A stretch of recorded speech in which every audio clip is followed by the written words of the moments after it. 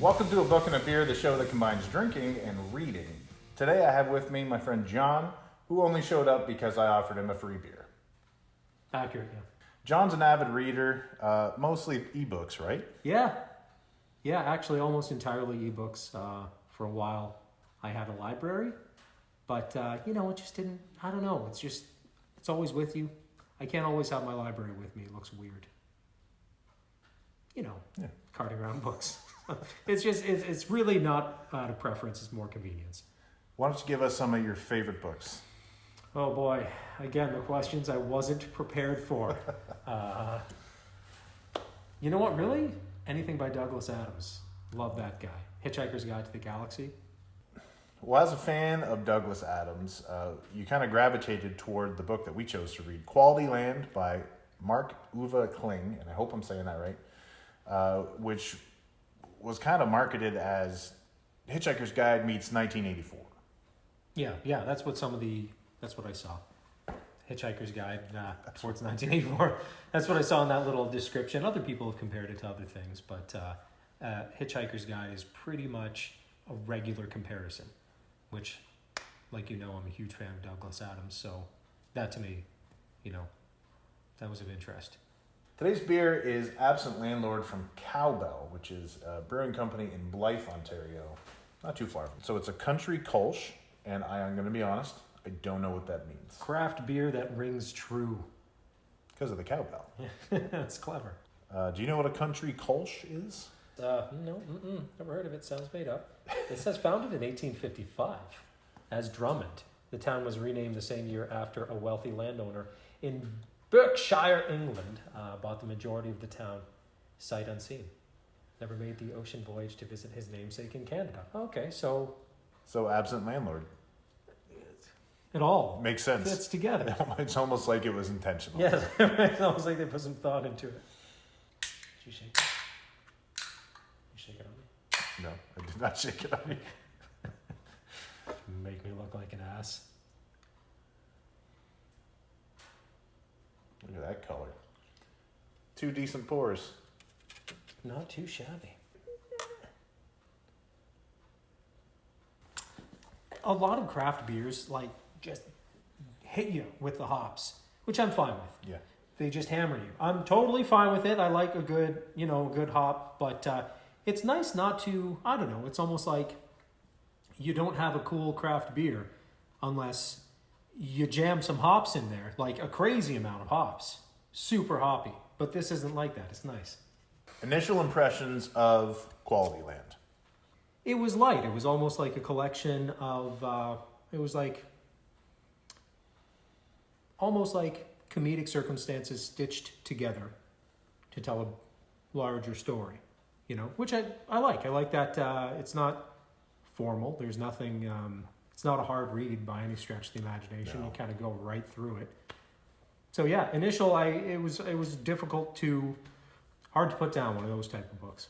I agree. And what I liked about the humor, which is very similar with most of Douglas Adams' works, is it wasn't real heavy-handed. It wasn't ridiculous. It wasn't goofy humor. Right. Yeah. Which, that kind of humor does definitely have its place, but with this, the humor was more in pointing out the things that were absurd, but in today's world, you can see we're not actually that far away from it.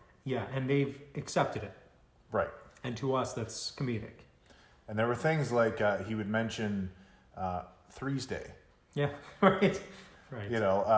Obviously that we know there's a Tuesday, and in this world, there's now a Threes Day. Threes Day. And you can kind of assume that there's a 4-day and a 5-day.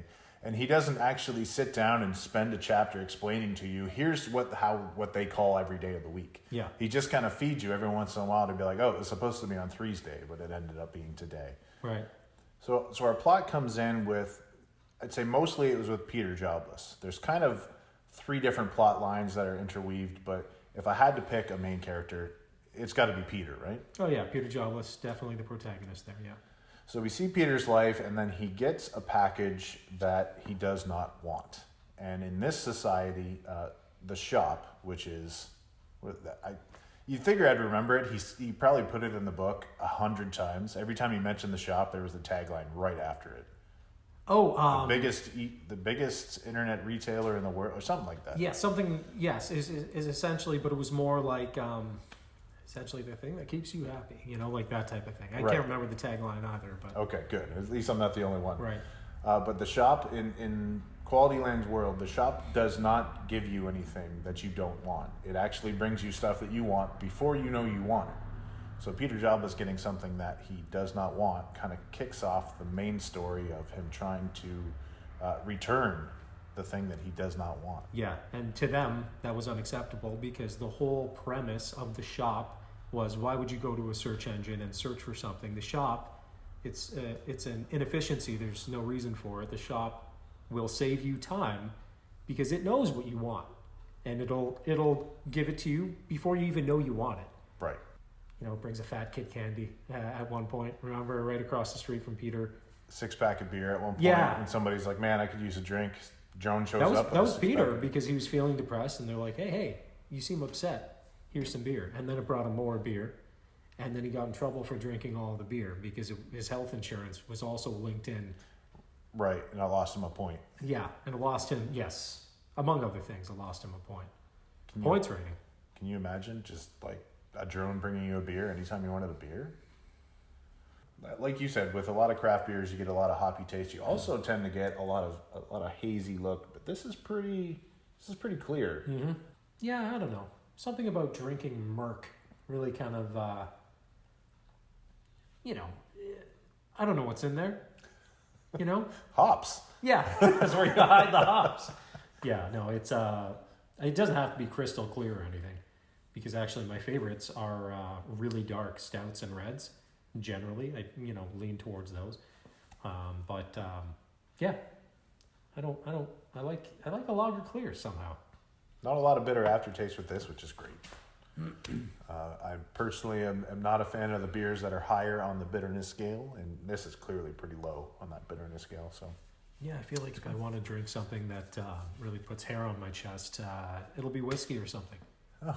I don't really need that in my beer. I don't need to every time I drink it. Here's what I found interesting is that the world that we're shown in this book was almost a carbon copy of ours, to the point where we're meeting characters that you're like, that character is like Donald Trump. Oh, the crazy guy, Conrad the politician. Cook. Yeah, I Conrad forgot his Cook. name. I remembered his counterpart, his opponent. But So it's showing us a near carbon copy of our world, with just these little tweaks here and there for the more science fiction angle with the drones that are automated and all that kind of stuff. The kinds of things that we're actually starting to see the beginnings of now, but they're not quite there yet. So we're seeing a carbon copy, and he's pointing out issues that I'm starting to go, you know what? That's not an issue that we're going to have in 10 or 20 years. That's an issue that's happening right now. Mainly, he was talking about the people who have these news feeds that they're personally engineered for them. Someone like, I think he points out, I don't know if it was a Nazi. Let's just say it was a Nazi. He points out Nazis, and he says that because they are always looking at Nazi stuff and going to Nazi websites and looking at Nazi articles, it's now engineering or personalizing his newsfeed to just show him Nazi stuff. yeah, So all he's getting are articles that are confirming and affirming his views of Nazism, and it's just making the problem worse. yeah. There's an undercurrent of xenophobia, racism throughout the whole book, and I don't know where Peter or Sandra, his first girlfriend, I don't know where they fit into that, but they go to a play about the Hitlers. It was Right. it was a Nazi, it was a romantic comedy. Hitler the musical, wasn't Yes, it? yes. And interesting that you say that, like xenophobia and racism, because he didn't actually address any racism as we know it now. It was almost like human versus machine. We were talking about the points. There's a lot in this book. Oh yeah, we could go on and on about the world building that he's done in this book. Yeah. We could go on and on about that for hours. Yeah. But but let's not. Okay, I might. You're just sitting there. Beer number 8. I'm just talking about. What's the deal with Quality Land 6? What is the deal with the different Quality Lands? Yeah, that was a little odd because It was like Three's Day. He just kind of slid it in there. It was one of those things where he didn't sit down and spend a chapter saying, here, Quality Land 7 is this, and 6 is this, and 5 is this. But every once in a while, they'd be like, those people from Quality Land 7. Yeah. And that would be it. Which I appreciate. I can't remember actually when this book was written. Not that long ago. It was, I want to say, 2018. So, okay. All right. So it would have been a little bit before that documentary about the social dilemma. I thought about that documentary so many times while reading this book. He inadvertently referenced it, right? And again, his book came first. So it's really just pointing out something that we all kind of sort of knew. But the social dilemma really put a period at the end of that sentence. Like, yeah, you're being surrounded in your own little world. Yeah. And you don't need to see what other people see as right or wrong, because we're just going to give you stuff that you think you need. Well, you know what was interesting when he brought up that point is it was one character speaking to another and saying, oh, you think that this company's product is the, I can't remember what he said, but he said, no, the product of this company is you. It's your time. It's your attention. And with Social Dilemma, the point of that was for people to be like, whoa, really? It is? But in the book, the guy he was talking to went, yeah, no kidding. I knew that. You know, they weren't strangers to that concept that their time and their attention and their eyes were being sold on a daily basis to advertisers. And it was just like, yeah, that's the way it is. Yeah. So what? Yeah, it's kind of dehumanizing. You are the product. Yeah. You know? Anything you didn't like about the book? No, I don't. There was nothing. And I have a feeling it's one of these books that you could read again and in a couple of months and pick up additional things from it. Pick out subtleties, yeah. Because I remember looking, in between chapters, they would have those news articles. It was like you were on a webpage reading a news article. And that was nice. That was funny. It was good. It was a good little break. It would kind of bring you down, but give you something that's interesting. And then they would have the comments from people on the news articles. Sure, yeah. And I have a feeling those comments are loaded with things that maybe I just didn't get the first time around. Like if you really look at the names of everybody, I picked out some of them. Some of the people commenting we had met in chapters before. They were definitely callbacks. So out of 5 stars, Quality Land gets. I'm a horrible book reviewer because I love everything. I rate it's I would say 4.5 to 5 stars. It was, to me, I've actually started reading parts of it again to pick up those little Easter eggs that you talked about. Regarding the interviews or the comments. Right. And so, a book's good if you don't mind reading it again. I would agree with you 100%. And I think where the half is for me is the ending. The ending was, without getting into spoilers, the ending for me, it didn't feel like anything was actually resolved. Yeah. Which is probably a more realistic ending when you think about our world and fighting back about something like that. And nothing actually gets done. You get 15 minutes of fame and then everything just goes back to the way it was. And for me, I wanted to see something come out of his fight. I don't feel like something to happen. Something. And sometimes I like to be left in a spot where I can make up my own mind on how things continue. But sometimes I need the author to tell me, like, this is what happens. Yeah. So by no means do I consider it to be a bad ending. Just wasn't quite what I was looking for. But other than that, I have absolutely no issues with this book. It was fun. Yeah. It was easy to read the whole time. It never felt like work. Yeah, certain books have these roadblocks that you kind of have to try and push through. This wasn't one of those at all. There was no part of that felt like you were pushing through. No. Cowbell's Absent Landlord. Yeah, same. 4.5. 4.5 just based on my own personal preference of usually preferring something darker. Otherwise, I mean, the last time I drank a light beer, maybe a year ago. But yeah, I would say 4.5. There's nothing wrong with this beer at all. Yeah, I would actually give it a 4. The only reason I would say give it a 4 is because it's good. I can't really point to anything wrong with it, but as I'm drinking this, I don't feel like I want another one. Oh yeah.